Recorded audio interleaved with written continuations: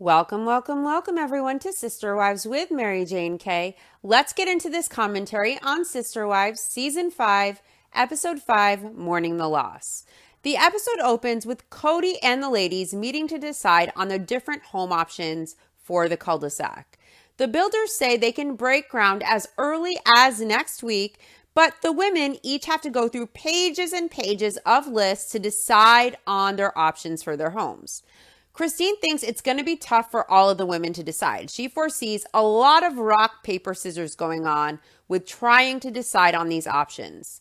But Cody knows Mary won't make a decision based purely on something as silly as rock, paper, scissors. Cody explains that Mary has to feel it emotionally. She ties her emotions into her choices. Listen, I would want to die if I was the sales lady sitting in the room with Mary and Cody as Mary is vacillating incessantly over this and that. These women each have the same budget and they know what they can't live without and what they can give or take on. And you obviously can't have every bell and whistle. It doesn't have to be complicated. Mary already gets a lot of the bells and whistles. She gets most of what she wants because she has the same budget with one kid as Christine and Janelle do with 6 kids. And she is sitting there arguing over sliding doors versus French doors and wet bars or no wet bar, as Janelle has to make her kids share bedrooms since they all get the same budget. So I think the whole thing is a little ridiculous. Christine and Janelle have to sacrifice things they actually need. Mary gets most of the bells and whistles that she wants. You're not going to die if you don't get a wet bar or if you don't get French doors and you have to get a sliding door instead. Mary gets the same as the other wives, and she still wants to complicate things when it doesn't need to be complicated. When Cody complains that Mary has to feel it emotionally, Christine defends Mary, saying she has quality taste. But notice, Christine goes in and she is done immediately. She's decisive. She knows exactly what she wants. She's even under budget when she's done. Cody warns Mary that she doesn't have all day. And Mary points to Robin and she lets Cody know, well, Robin hasn't decided either. She tells Cody not to put it all on her. Listen, I'm not saying that Mary doesn't deserve the same budget as the other wives. However, in a situation where money is very tight and the moms with more kids are having to sacrifice what they need so Mary can get an equal budget with one child, it's a little insensitive of her to spend all day making a big deal, vacillating and complaining that she can't get every bell and whistle she wants. Mary is sitting there obsessing over what bells and whistles she can live with and what she has to live without. She's complaining. Every little adjustment is a big deal to her, as Christine and Janelle have to make do with really less room than they need and none of the bells and whistles. I found it to be selfish, I found it to be annoying, and I also found it to be insensitive. Imagine being one of the wives who has 6 kids, who has to have her kids share bedrooms as Mary is bitching about having a wet bar and having French doors because she absolutely can't have a sliding door and she said it from the beginning. I mean, I would be really frustrated. Mary complains that what made this so stressful for her is these choices are permanent. They can't be changed and they are going to be living with these choices for a long time. Cody says it really doesn't matter, and he explains even if you randomly just picked options, they would still all look good. I don't know. I'm the kind of person, I know what I want, I decide, I'm decisive, and that's it. I can't sit and vacillate, and it doesn't matter really in the grand scheme of things what color granite countertops I have or whether I have a sliding door or French doors. In the end, I still have a counter, I still have a door, I still have a roof. These things don't matter at all. It's all superficial. It doesn't affect your life at all. It doesn't matter at all to your life. It has no effect on your life at all, and it doesn't change your life at all. And in the end, Mary just wasted hours of her life picking these things and getting emotional about them, and it's all superficial. Robin points out that maybe Cody doesn't get it because there are 4 homes for Cody. So if Cody doesn't like the option one wife picked for her cupboards, he might like what another wife picked. Cody explains that it's just not like that for him at all. It's about just getting the wives to make a decision. He just cares about getting done with his wives making these decisions. I'm going to be honest here. If I were Cody, I'd want to pull my hair out, especially having to do that 4 times. Mary says she hasn't figured out what she wants yet. She hasn't decided yet. They still have to figure out the other budget. Mary wants to get another job so she can have more money to have everything that she wants. Now, Janelle explains that they all are working the same amount, so they had an overall budget and they just divided it by 4 so everyone gets the same. And Christine knows exactly what she wants. She makes her decisions very quickly. She's very decisive. And when she is done with all of the lists of options, her budget is under by 15%. So she has an extra 15% in there that she can throw around. And Cody throws out that he has a bad feeling Mary might try to eat that up. Cody is basically trying to get Christine to volunteer that 15% of her budget to throw at Mary. And Christine points out, no fucking way, it's not happening. And Christine points out, well, she needs a fridge, she needs a ceiling fan, she wanted tile in an area of her house, and she's going to get those things. Christine feels if they were 4 separate families, they would definitely divide up the money differently. And she points out she needs that fridge, she needs those ceiling fans. Mary isn't taking that excess. And the sales lady helps Christine out, which I appreciated. She points out that Christine wanted the tile in her dining room, and Christine is going to get it. Cody and Mary are still deciding on options, and Cody points out how scary it is that Mary's budget is already maxed out on the first page. Out of pages of options, on the first page, she's overboard. She's done. Mary complains to Cody that he has no clue how stressful and how frustrating this is for her. What, that she can't get everything she wants? Mary is the one making this very stressful for everyone. She knows her budget, and the problem is she feels entitled. It's like she expects to have everything she wants.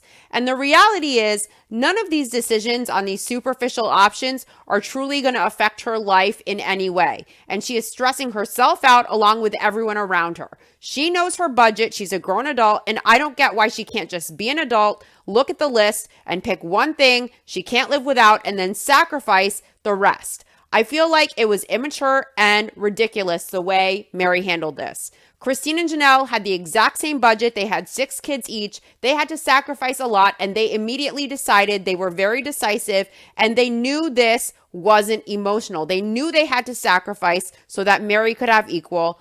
And they had to sacrifice actual necessities so that Mary could get the same budget they did. And they made the tough decisions as Mary vacillates and gets emotional over every bell and whistle she can't have. She's acting like it's an impossible feat to live with a sliding door over French doors. I think it's selfish. I found it immature. And again, it's annoying AF. Seriously, if I were Cody in this situation, having to do pages and pages of lists of options of decisions times 4, I would want to die. That's it. I would be dead.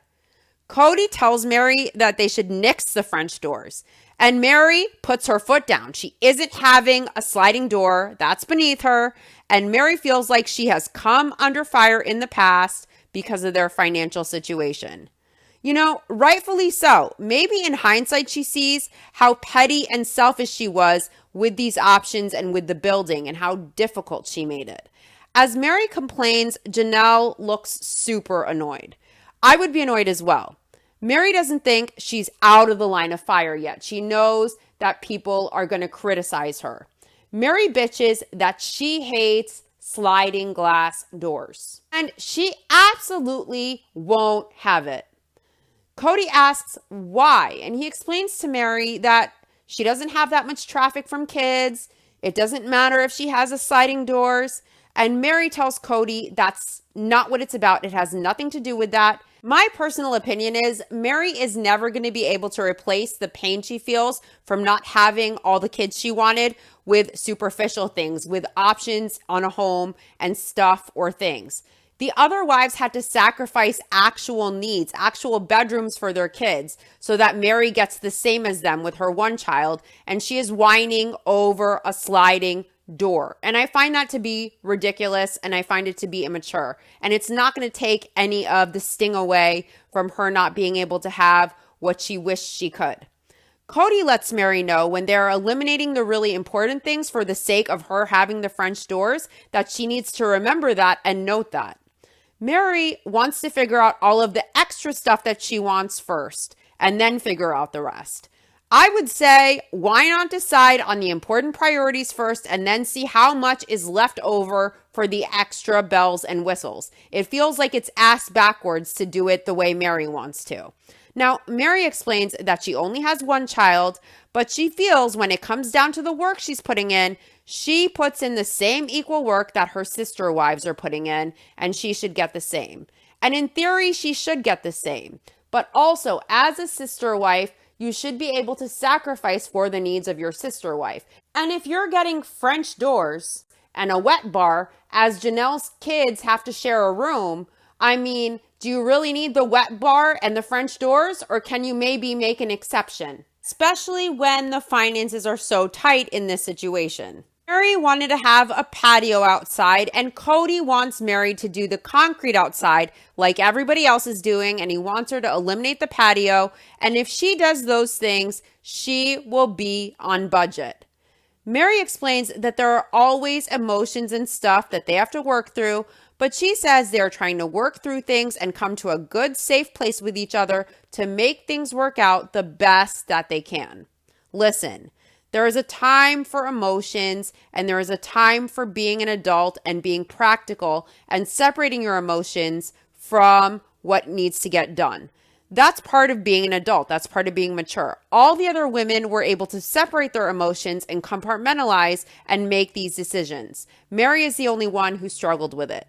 Janelle had to decide that her kids would share a room. And imagine the emotions she probably had about that as Mary complained about getting the wet bar and getting the French doors and getting this and getting that.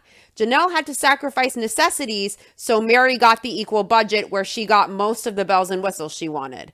Browns aren't in the clear yet financially. They have to maintain their credit and clean their credit, particularly Robin, and they still need to work on their credit and keep everything on the up and up to be able to move forward for the final purchase of the homes. Next, we meet Drake. Drake is Mary's family pet, and he is getting older. He's having some health issues, and it's really heartbreaking. They may have to put him down. And Cody explains that their dogs are like family. And of course, we know Cody isn't a huge animal lover, but he's trying to make it seem like he just loves pets. Just like, for example, when he would tell Janelle the dogs aren't allowed on the bed. Drake is aging. He has a lot of issues. And so they're going to have to put him down. And Mary, understandably, is in tears about this. And she doesn't want to do it, but she knows it's inevitable and Drake is suffering. Now, Cody explains that it's very emotionally loaded. They have had all of their kids, most of whom were born after Drake came into the family. So Drake was there first. And Drake is 12 years old now. And so they have a lot of kids under 12 who have never known anything but having Drake around. Leo is really upset. Leo doesn't want to talk even about putting Drake down. And Cody thinks about it, and he thinks maybe they should let Drake grow old and die naturally. But Mary feels like she's being this cold-hearted person for wanting to put Drake down to end his suffering. Cody explains that it's not up to Leo. Mary didn't think it was up to Leo, but Cody says that Mary started reacting differently about putting Drake down with Leo's reaction and Leo being against it. So Mary feels bad that Leo is taking this so hard. And Mary says she started reacting differently, and it wasn't because of Leo, it was because of Cody. Cody was questioning her on whether or not she should put Drake down. So now Mary is very distraught and she doesn't know what to do. And Cody doesn't know what to do either. He really didn't know that Leo was going to be so opposed to it. And he explains that he grew up on a farm where life and death was a process. It was a part of life. And he doesn't want to sound callous, but he says it was really hard for him to understand why Leo was struggling so much with putting Drake down. You love your family pet. You love your pets, especially if you grew up with them. they become family. And it is utterly devastating. It is heartbreaking. Whether they fall ill, whether they grow old and pass naturally, it is a huge loss, just like when a loved one passes. Every pet I've ever had, I still remember and I still mourn and I still miss deeply, even from years and years ago when I was a child. And I don't even have a pet now because I don't want to go through that loss again. I just don't want to be heartbroken like that. Pets can really feel like part of your support system too. I moved around a lot as a kid and a lot as a teenager because of my dad's job. And so the family pet is a constant you always have, even when you leave behind your whole environment, your friends, your school. You have this friend, this family member there with you even when you move in that new environment, and it can really be a comfort. And I'm sure Drake was a comfort being in this new environment for Leo and for the Brown kids. This is difficult, this is sad, and it's very understandable that Leo was struggling with it and that Mary was heartbroken too. I don't know. My personal feeling is if a pet is in pain, if they are suffering all the time and they don't have a good quality of life, and there is nothing you can do to make them comfortable, they aren't happy and they're suffering a lot or they're sick, you can give them peace. And sometimes that's the humane thing to do, to put your pet down. But if your pet is happy, if they're still enjoying their life at times, despite their age, despite their health issues, I would say let them live out the natural course of their life and do all you can to make them comfortable. It just depends on the situation. So Mary, Cody, and Leo are headed to Utah with Drake. They're going to take Drake and they're going to have all the kids come over to say goodbye to him. Mary decided that she wanted to have all the kids come by to let them know about Drake so that they could say their goodbyes. And Cody didn't think it was a good idea. What he wanted to do is he wanted to not tell the kids about Drake. He wanted to let a few weeks pass, and then he wanted to wait for all the kids to notice that Drake is missing completely. Cody thought it would be best to just not tell the kids, and then when they would wonder about Drake in time, when they ask, oh, where's Drake? He can just tell them, oh, Drake had to go to heaven. Cody thinks that's so much less dramatic for everyone. I don't agree with that. I think Mary's way is better, and then it's less shocking to the kids. It's really important to be sensitive to kids, especially about death and their pets passing. I have a story that I remember from when I was a kid. Maybe when I was like 5, we had this blue parakeet named Bulbul, and I loved this bird. I loved that bird. Now, one morning I woke up and I went to the cage and the cage was empty, and I asked where Bulbul was. And someone in my family told me that Bulbul was dead, and we never had any conversations about death. I'm not sure I 100% understood exactly what everything meant. I was never talked to about death. No one gently explained it to me. So I told this person I didn't believe it. I didn't believe that the bird was dead. So this person went to the trash can and pulled out one of those styrofoam cellophane wrapped trays, like the kind of tray you get ground beef in. And in it was my dead bird, Bulbul. And that was the sensitivity level I got when I was first introduced to death and my first past pet. It really made an impact on me, and it wasn't a good one. I still remember it at 41 now. It was very shocking to me. It upset me very much, and it's a memory I still remember to this day. So I would say it's good to be sensitive about death. It's good to be sensitive about pets with your kids. And I think Mary's way of doing things is definitely the right way. If the kids feel attached to Drake and they find out later when he is gone, they really might regret that they didn't get that closure of a goodbye. Mary explains to the kids that Drake is very old, and so she's taking Drake to Utah and he isn't coming back. And of course, all the kids are crying, they're upset, but Mary didn't think it was fair or nice for Drake to just disappear. And Mary's right about this. She wanted the kids who were close to Drake, who loved him, to be able to say goodbye.